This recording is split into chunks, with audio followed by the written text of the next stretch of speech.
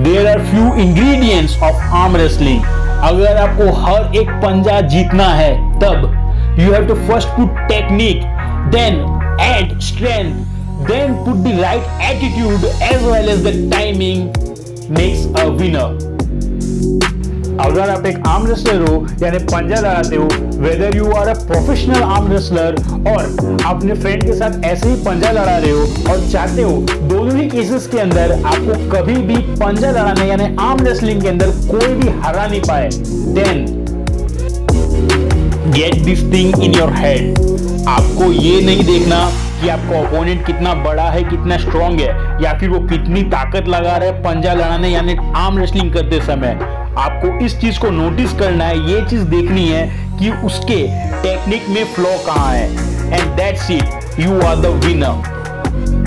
Arm wrestling यानी पंजा लड़ाना कोई आज की चीज नहीं है, सदियों से जबकि राजा महाराजा लोग थे तब से ये चीज चली आ रही है, एक दूसरे की स्ट्रेंथ को मेजर करने के लिए, एक दूसरे की औकात जानने के लिए। सो इसे जीतना है तो खाली फिजिकल स्ट्रेंथ लगाने से कुछ नहीं होगा, बैल मत बनो, शेर बनो। सो इन दिस वीडियो मैं आपके साथ शेयर करूंगा arm wrestling training schedule at home. आपको किसी भी इक्विपमेंट की कोई जरूरत नहीं है, कोई जिम जाने की जरूरत नहीं है, सिर्फ अपने घर पे बड़े आराम से अपने आर्म्स यानी complete hand, fingers, wrist, four arm, इसकी बड़ी आराम से आप ट्रेनिंग कर पाओगे फॉलोइंग दिस शेड्यूल। और साथ साथ मैं आपके साथ शेयर करूंगा डिटेल्ड टेक्निक गाइड कि आर्म रेसलिंग के अंदर कितने टाइप्स की टेक्निक्स होती है और उनका काट क्या है। हियर आर्म रेसलिंग के अंदर यानी पंजा लड़ाई में प्रोफेशनली बेसिकली दो टेक्निक्स होती है। फर्स्ट इज टॉप रोल जिसे अपर भी बोलते हैं, और सेकेंड आ जाती है my personal favourite which is hook जिसे लॉक भी बोलते हैं। नाउ ये दोनों टेक्निक्स एक दूसरे की काट है, मतलब अगर आपके पास टॉप रोलर है तो आप उसको हुक यूज करके हरा सकते हो, अगर आपका ओपोनेंट एक हुक यूजर है तब आप उसको टॉप रोल यूज करके हरा सकते हो। बट प्रॉब्लम तब हो जाती है जब आपका ओपोनेंट और आप दोनों ही एक ही टेक्निक के अंदर मास्टर हो। सो इसको भी हम लोग डिटेल से समझेंगे। नाउ मैं आपके साथ आर्म रेसलिंग का गुरु मंत्र यानी जिसे आर्म रेसलिंग के अंदर एक मेन स्तंभ बोलते हैं वो शेयर करता हूं, which is technique is always superior than physical strength. आपको अपनी फिजिकल यानी आर्म की या फिर बॉडी की स्ट्रेंथ उतनी काम नहीं आएगी जितनी टेक्निक आएगी। So keep in mind that is why मैं आपको सजेस्ट करूंगा कि आप इन दोनों ही टेक्निक्स यानी टॉप रोल जिसे अपर बोलते हैं या फिर हुक, इन दोनों ही टेक्निक्स को अच्छे से मास्टर करें और उनके ऊपर ट्रेनिंग करें, एज यू नेवर नो कि आपका ओपोनेंट कौन सी टेक्निक के अंदर मास्टर हो। देखो टेक्निक इज एवरीथिंग। आपके ओपोनेंट के टेक्निक के अंदर फ्लॉ निकल सकता है, बट हमारी टेक्निक में कोई फ्लॉ नहीं निकलना चाहिए, और इस एक ही रूल को फॉलो करके आप अपने से डबल ट्रिपल साइज के बंदों को बड़े आराम से हरा सकते हो, चाहे उनके अंदर कितनी भी ज्यादा ताकत हो आपसे। मैं आपके साथ शेयर करूंगा टेक्निक्स स्पेसिफिक वर्कआउट यानी टॉप रोल एंड हुक के अंदर हमें कौन सी एक्सरसाइज करनी चाहिए जिन्हें परफॉर्म करके हम उस पर्टिकुलर टेक्निक को अच्छे से मास्टर कर सकते हैं, और साथ ही साथ हमारी आर्म्स एज वेल एज हमारी फुल अपर बॉडी की स्ट्रेंथ को बढ़ा सकते हैं। अगर आप एक फर्स्ट टाइम व्यूअर हैं तो सब्सक्राइब कर लो त्रिनेत्र फिटनेस चैनल को, क्योंकि मैं प्रोवाइड करता हूं हेल्थ और फिटनेस रिलेटेड रियल और क्वालिटी इंफॉर्मेशन, और बन जाइए हमारी हेल्दी फैमिली के एक हेल्दी मेंबर। अब मैं फटाफट से आपके साथ इन दोनों ही टेक्निक्स के कैसे परफॉर्म करना है और कैसे मास्टर करना है ये शेयर करता हूं, बिकॉज हम सबको पता है technique is far more superior than physical strength. Technique की मदद से हम लोग जो कर सकते हैं वो फिजिकल स्ट्रेंथ की मदद से हम लोग नहीं कर सकते। First is hook, my personal favourite. Now अब जानते हैं इसे परफॉर्म कैसे करना है और इसे परफॉर्म करते समय किन किन बातों का आपको ध्यान रखना है। हियर आपको इसको परफॉर्म करते समय दो पॉइंट्स को ध्यान रखना है। फर्स्ट, आपकी जो कलाई होगी यानी रिस्ट होगी वो ओपोनेंट की रिस्ट यानी कलाई के अंदर मर्ज होके रहेगी, टच होके रहेगी, and that is the only reason इसको हुक बोलते हैं, लॉक बोलते हैं। एंड सेकेंड पॉइंट इज आपको हुक परफॉर्म करते समय अपने रिस्ट को और अपने ओवरऑल आर्म को अपने शोल्डर के जितना हो सके उतना पास रखना है। बेसिकली आपको ओपोनेंट के हैंड को अपने शोल्डर की तरफ खींच के रखना है, बिकॉज वाइल परफॉर्मिंग हुक आपको अपने back muscles as well as tricep की मसल्स का यूज करना पड़ेगा। हमारी आर्म रेसलिंग की सेकेंड टेक्निक आ जाती है टॉप रोल, जिसे हम लोग अपर भी बोलते हैं। नाउ इसे परफॉर्म करते समय आपको इन बातों का ध्यान रखना है। First point is the most important point for upper, which is upper perform करते समय आपको अपनी फिंगर की मदद से, अपनी फिंगर्स की मदद से उसकी ताकत लगा करके अपने ओपोनेंट की ग्रिप को लूजन अप करना है, and that's it, boom, you are the winner. Here, while performing these techniques, हमारे आर्म यानी fingers, hand, wrist and forearm के स्पेसिफिक मसल ग्रुप्स एंगेज होते हैं। तो हमें ट्रेनिंग भी उन्हीं मसल्स की करनी है, एक्सरसाइज भी ऐसी करनी है जो इन सारे ग्रुप ऑफ मसल्स को स्ट्रॉन्ग करे, सबसे इंपॉर्टेंट उनकी फ्लेक्सिबिलिटी एंड एजिलिटी को इंप्रूव करे। बिकॉज स्ट्रेंथ के साथ साथ हमें टाइमिंग का भी ध्यान रखना है। जैसे ही रेफरी या फिर आपका दूसरा कोई दोस्त गो बोले, वैसे ही आपके हाथ के अंदर इतनी बिजली सी फुर्ती होनी चाहिए कि आपके सामने वाले ओपोनेंट, चाहे वो फ्रेंड हो या फिर आप एक प्रोफेशनल है तो आपका ओपोनेंट है, तो उसका हाथ जमीन पे हो।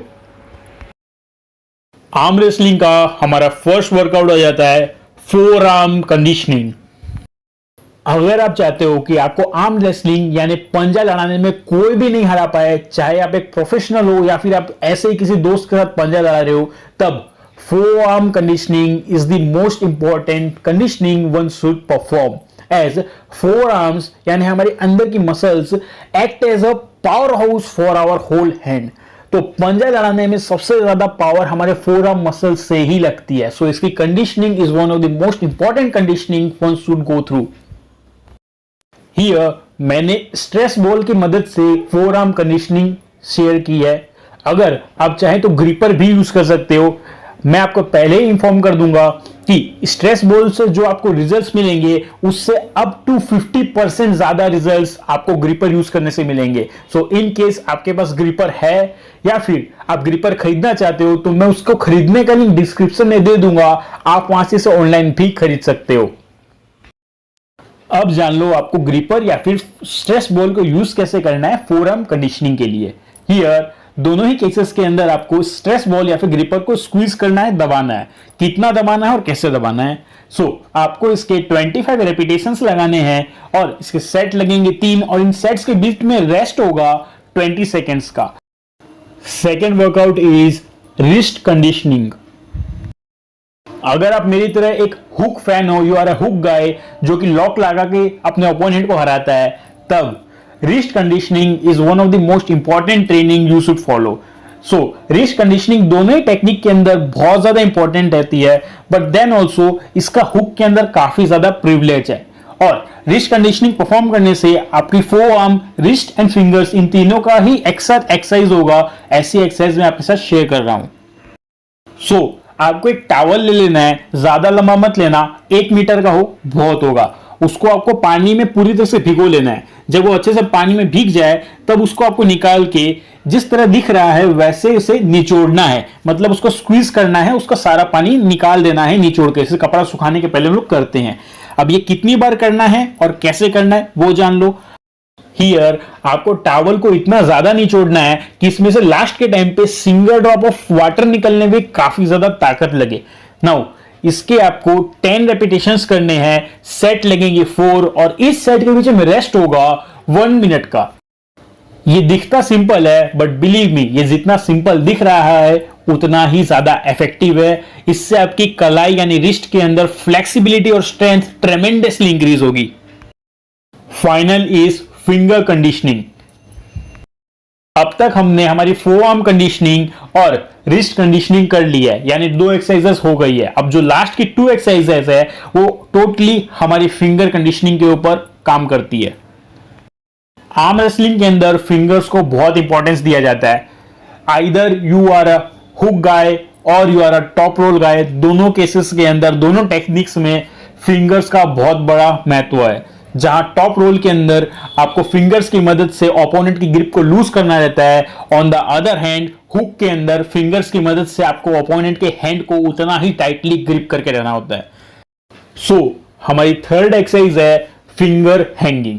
यहां पे आपको लटकना है किसी भी जगह से, but not with the help of your hand but with the help of your finger tips. आपको अपनी अंगुलियों की मदद से लटकना है। अब जान लो आपको लटकना कितना है और कब कब लटकना है। आपको फिंगर हैंगिंग दिन में 2 बार परफॉर्म करना है, first in the morning and second in the evening. और फिंगर हैंगिंग परफॉर्म करते समय आपको टोटल 5 सेकेंड्स तक मिनिमम लटकना है और आपको नेक्स्ट डे इसको 10 सेकेंड पे ले जाने की कोशिश करनी है। Now keep in mind, finger hanging का आइडियल टाइम है 30 सेकेंड्स का। जिस दिन आप फिंगर हैंगिंग को 30 सेकेंड्स तक होल्ड कर पाओगे, फिंगर हैंगिंग 30 सेकेंड्स तक कर पाओगे, तब आप ये समझ लो आपके फिंगर्स के अंदर इतनी स्ट्रेंथ आ गई है, इतनी एजिलिटी आ गई है कि that no one can defeat you in arm wrestling. हमारी फोर्थ एक्सरसाइज आती है फिंगर एंड हैंड कंडीशनिंग के अंदर, विच इज पुलअप्स।